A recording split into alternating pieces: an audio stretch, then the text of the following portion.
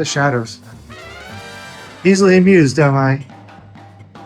Yes. Apparently I... Oh, these are interesting doors.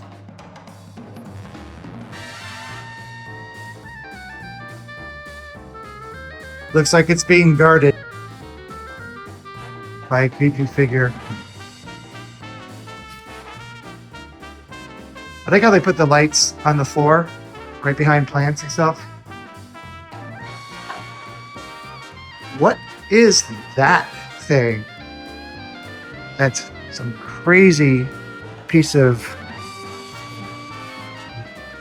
art, I'm guessing. I don't think that's functional. I have no idea, but it's cool.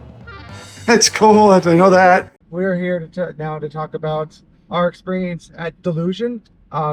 We didn't record on the way home because, or back to the hotel, because it was dark, and I didn't want to turn on lights. So we didn't know what to expect.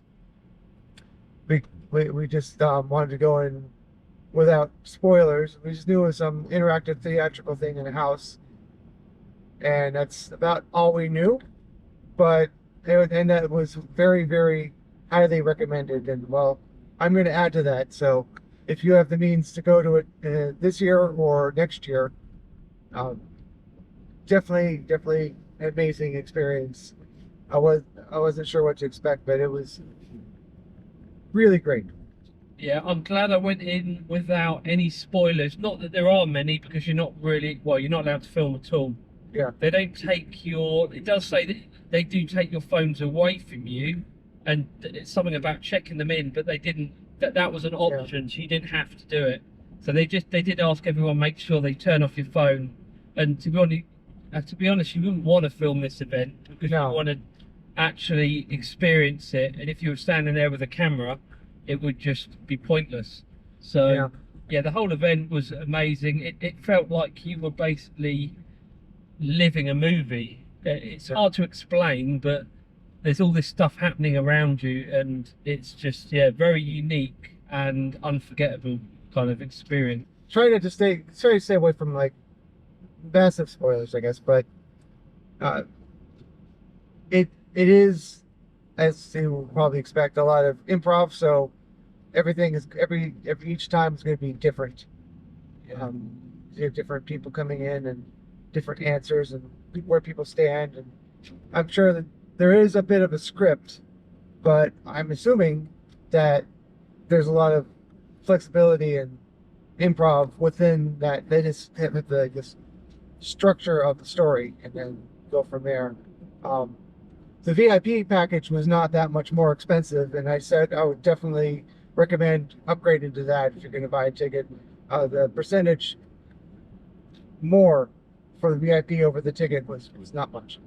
Yeah, it wasn't much more, and it was worth it for one thing. You get to become like a scare actor for, might be only 5 minutes, but you get to go through a back door, you play a zombie on the floor, and there's a certain scene, and you scare the tour that's going through.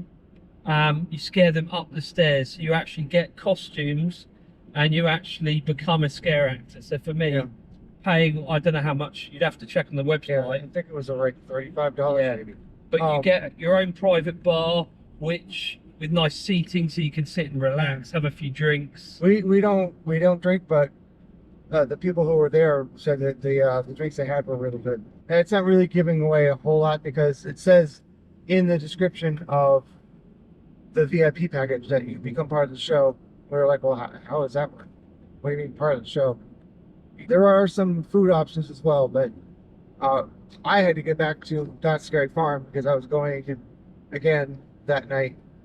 I just wanted to get back in life. I just went back to the hotel and ate more chicken tenders. So overall, I think it was. I think it was worth the price tag, because it's like you're involved in a movie, like a live theatre production, and you're on the move. You think when you get there it's just this one house, but I won't spoil anything, but there's a lot more to it. And I would say you need to give yourself at least 2 hours. I mean, our experience from getting there to leaving was around 2 hours. It could be shorter, but we were there. Also, we upgraded to the VIP, and even though I said it's not that much more, I still wanted to get all the perks. So there were a couple optional things that we did after the tour. We were a bit lucky because we wanted to go to the earliest one, the first show. 7 p.m. it was. So we got to go through and experience it before we did all the add-ons. So it's nice to know where you go, what happens in the storyline, and experience it from a guest side first before you jump into all the extras you get with the VIP. And one of the people who was with us, I knew there was somebody with a Delusion shirt on, and it was like, okay, the guy works there. Had no idea who it was because I'm not really good with names and faces, but it was Jon Braver, who is the actual writer of the whole show. He tapped me on the shoulder, and he said, "I'm the writer. Don't tell anyone." I recognised him, and I said, "Oh, yeah, I know you're the writer anyway, but I won't tell anyone." So I didn't tell anyone. But it was pretty cool to have him there on our kind of experience. As you can imagine, that's pretty rare that they do that. He's there. So that was quite lucky in a way. And then we had a chat with him afterwards about, well, Delusion in general and other haunts. And then after we finished that chat, walked away, then that's when he told me who it was. I was like, oh, yeah, that would have been nice to have known before I started talking to him. The thing is that the Delusion goes into November, like significantly into November. Oh, does it? Correctly. Okay. So if you're just watching this now, you can get to Los Angeles. Well, actually closer to Anaheim. Either way, that the general broad area, it's definitely worth doing, and it is the last year in that house. So, also just to add, as you come in on the right hand side, you've also got like some selected merchandise. You can get Delusion t-shirts, hoodies, which are pretty good value. The Delusion hoodie, I think, was only $30, which seemed quite good price. The t-shirts, I think, were only about $20, so pretty good value, really. On top of that, I'd like to say, everyone we encountered, all the actors, they're all amazing.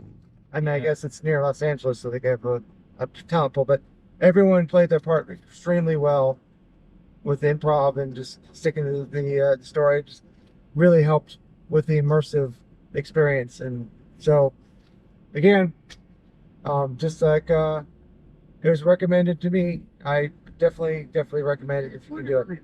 So, again, we couldn't record much, so you can take photos, I think, on before you start the experience. I think on the first 3 floors, and then once you get into the experience, to be honest, you wouldn't want to film it. I know there's a lot of people out there that probably, some people would go just to film it, but it would just ruin the experience for me anyway. So that's why this is the bulk of the review, but hope you enjoyed it. Remember, haunt season never ends.